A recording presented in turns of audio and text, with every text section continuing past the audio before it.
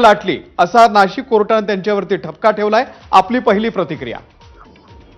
पहिली प्रतिक्रिया आहे की 5व्या मिनिटाला ज्यांनी राजीनामा तर न्यायालयाने निर्णय दिलाय आणि ते पण चोरी केल्याचा दाखला आहे। अशा चोराला मंत्रिमंडळात ठेवणं चुकीचं आहे। त्यामुळे माणिकरावांना त्वरित मंत्रिमंडळातल्या मुख्यमंत्र्यांनी हकालपट्टी करावी। कारण का अजितदादांना विचारलं, अजितदादा म्हणतील अजून तर सर्वोच्च न्यायालय बाकी आहे ना, आता ह्याच्या कोर्टाने दिलंय, अजून उच्च न्यायालय बाकी आहे, अजून सर्वोच्च न्यायालय बाकी आहे आणि सर्वोच्च न्यायालय झाल्यानंतर मग मी विचार करेन काय करायचं। त्याच्यामुळे याच्यामध्ये आता तरी या सरकारने कमीत कमी हे जे काही उद्योग चालू आहेत आणि उघडपणाने भ्रष्टाचाराचं समर्थन केलं होतं या माणिकरावांनी, यांना मंत्रिमंडळातनं बाहेर काढावं। आम्ही रोजचे काही काळजी करू नका। शांततेने घ्या।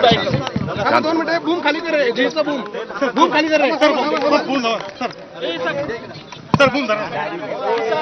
एक मिनिट थांबा सगळे शांत गर्दी करू नका। मी सगळ्यांना बॅट देतो, गर्दी करू नका।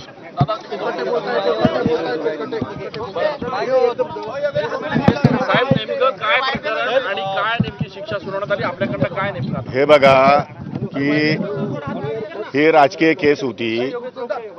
गेल्या 30 वर्षापूर्वी ही केस रजिस्टर झालेली आहे। त्यावेळेस दिघोळे साहेब राज्यमंत्री होते। माझं आणि दिघोळे साहेबांचं राजकीय वैर होतं आणि त्या वैरत्वापोटी त्यांनी सरकारला सांगून माझ्यावरती ही केस केलेली होती। त्या केसचा निकाल 30 वर्षानंतर आज पहिल्यांदा लागलेला आहे। मेहरबान न्यायालयाने त्यांचा निकाल सुनावलेला आहे।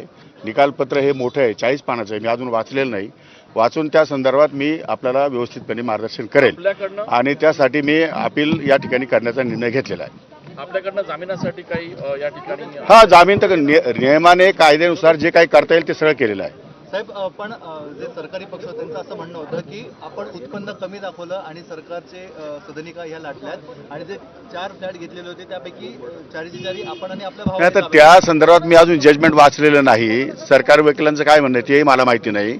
मी जजमेंट वाचलेलं नाही आणि ते जजमेंट वाचलं की मी तुम्हाला त्याच्यावरती सविस्तर या ठिकाणी न्यूज देऊ शकतो। पण आपल्या शिक्षेची जी आता हे सगळं प्रकरण समोर आल्यानंतर आता राजीनाम्याची मागणी देखील लगेच होऊ शकते ना, काय राजीनाम्याची मागणी होऊ शकते, पण त्यासाठी अपिलेट प्रोव्हिजन आहेत।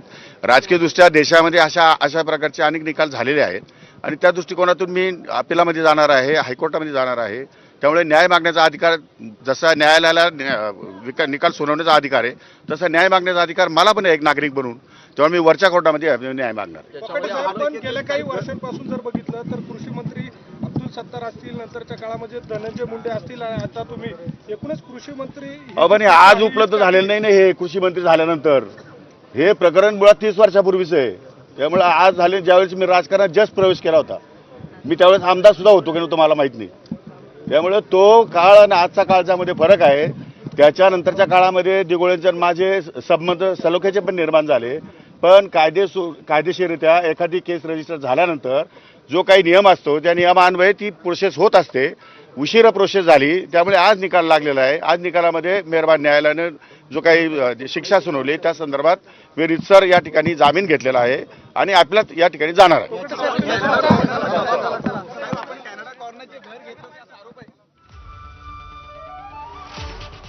तर या शिक्षेच्या विरोधात मी हायकोर्टामध्ये जाणार आहे असं त्यांनी म्हटलेलं आहे। हे प्रकरण 30 वर्षांपूर्वीचं आहे आणि त्याचा निकाल आता लागलेला आहे असं माणिकराव कोकाटे यांनी